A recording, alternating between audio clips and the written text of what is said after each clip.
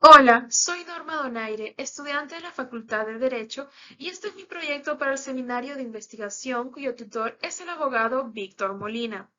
Mi tema a tratar es responsabilidad civil a los daños producidos y la necesidad de legislar los plásticos de un solo uso.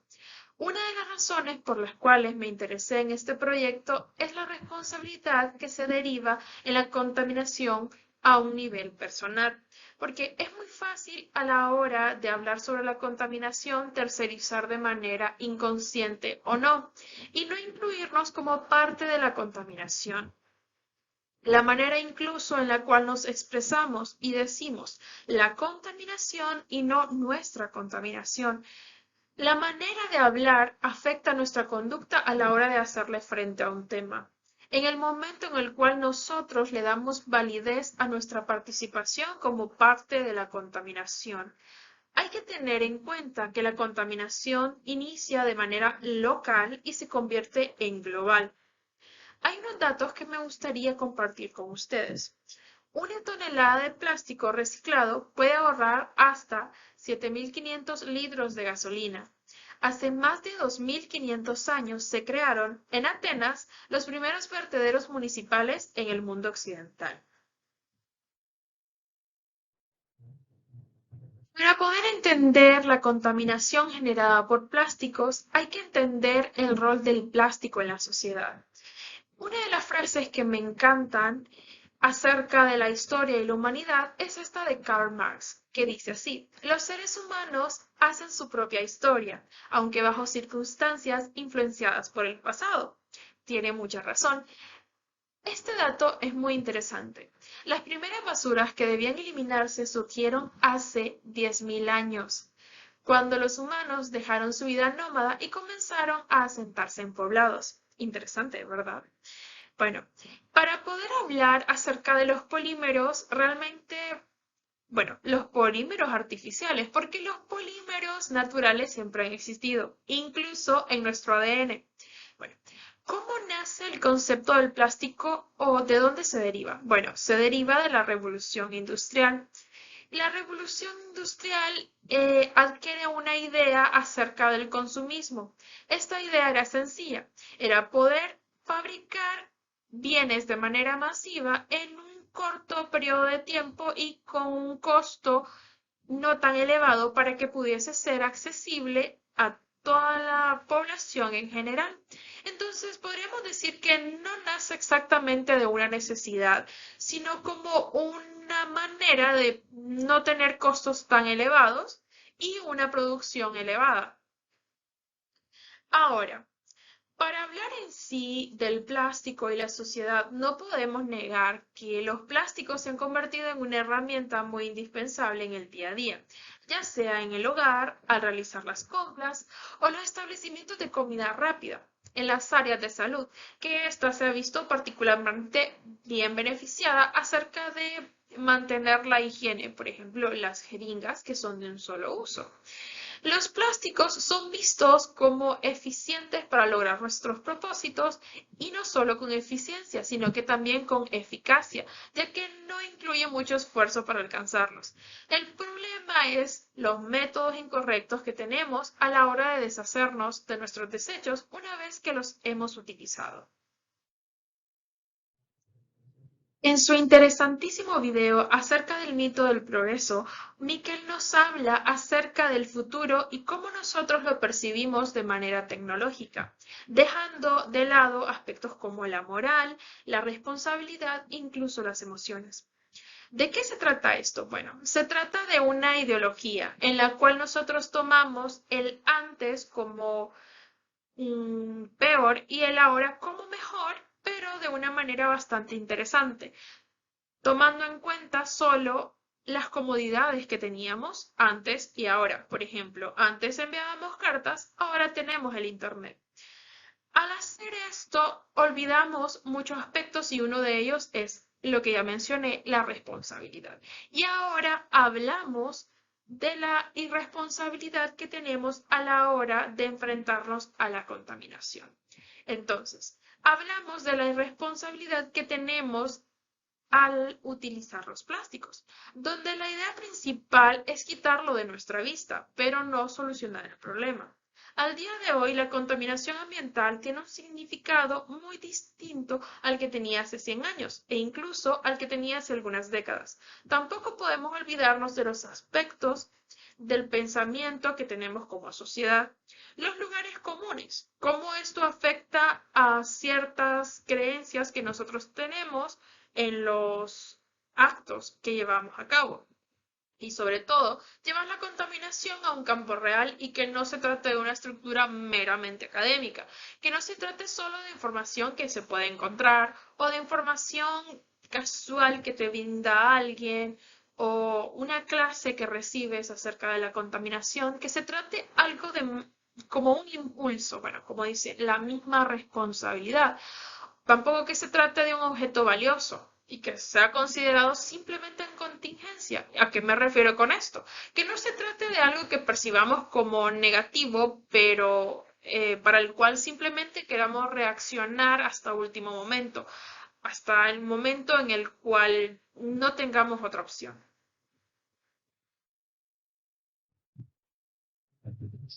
Poder hablar acerca de la responsabilidad civil, hay que tener en cuenta que los impactos de la contaminación provocada por residuos no tienen una única causa y tampoco tienen una única solución. Morin critica el pensamiento reductista, el cual nos lleva a posicionar pensamientos complejos a una única dimensión. Él plantea que los problemas tienen diferentes tipos de profundidad. También establece que para poder solucionar problemas y hacerles frente, tenemos que tener en cuenta la diversidad, la complejidad y sobre todo cuando existen argumentos antagónicos, en lo que él llama la dualidad. Por ejemplo, cuando nosotros venimos y pensamos acerca de los daños que son causados a nivel global y a nivel local, tendemos a verlos bajo una perspectiva un poco generalizada. Podríamos tener en cuenta el aspecto de la contaminación por plásticos a nivel global y asombrarnos por el enorme impacto que este tiene. Por lo tanto, hay que pensar de una manera un poco más profunda y no cometer los errores comunes. ¿Qué se debe esto? Bueno, es pensar en solo los impactos globales y no reaccionar hacia los impactos locales.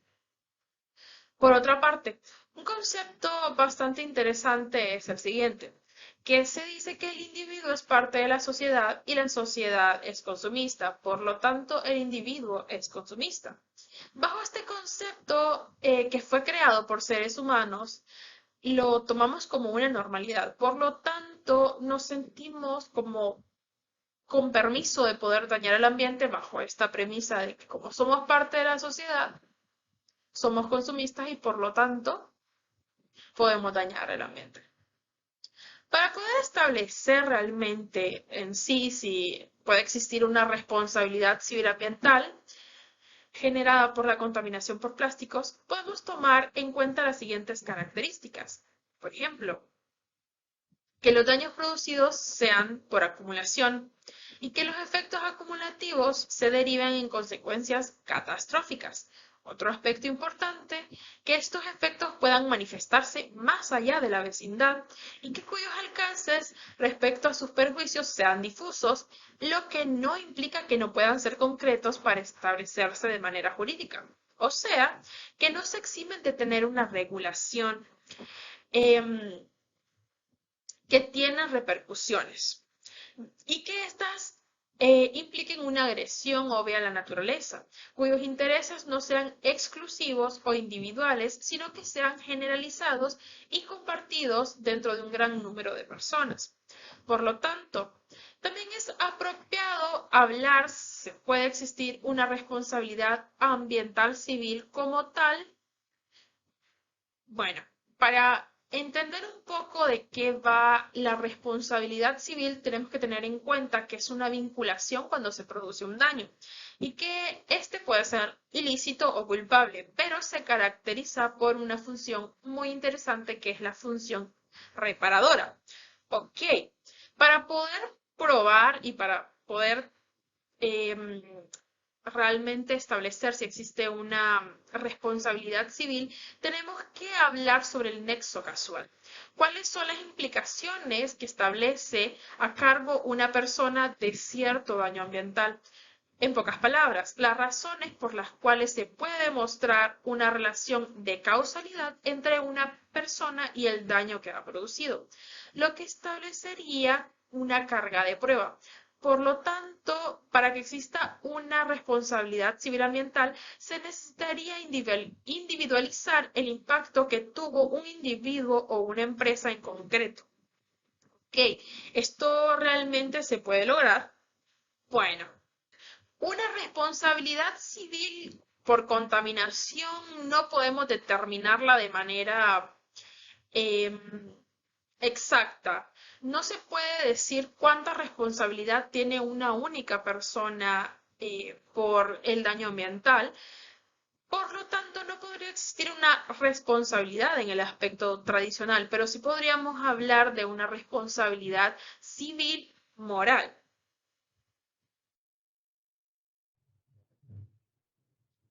El reciclaje como una opción viable para hacerle frente a la contaminación por plásticos ha sido uno de los temas más tocados en la actualidad. Sin embargo, el reciclaje como tal tiene sus limitaciones, y es que no todos los plásticos pueden ser reciclados. Un dato muy interesante acerca del reciclaje es el siguiente. Estudios arqueológicos demuestran que 400 años antes de Cristo, la basura que se generaba en los hogares se reciclaba cuando los recursos escaseaban para generar nuevos utensilios. Un dato interesante, ¿verdad? Bueno, por otra parte, para que el reciclaje sea efectivo, funcional, hay que tener en cuenta que nuestro sistema de recolección como tal no es el mejor y no es el más viable.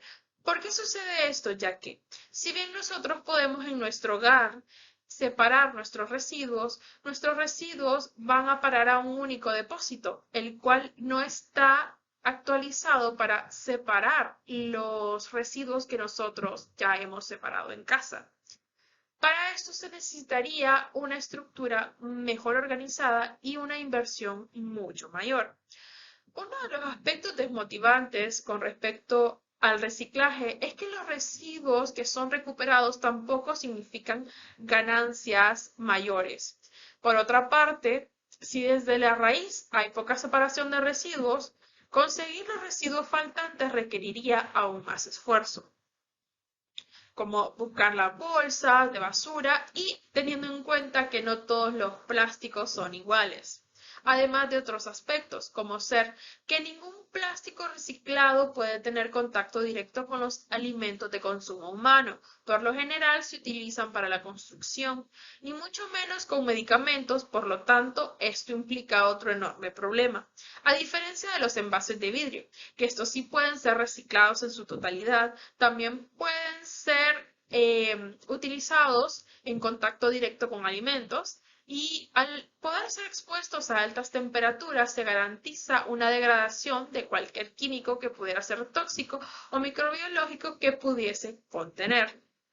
Esta es una de las ventajas a la hora de utilizar opciones más gentiles para el medio ambiente. Mi propuesta para hacerle frente a la contaminación generada por plásticos es la siguiente.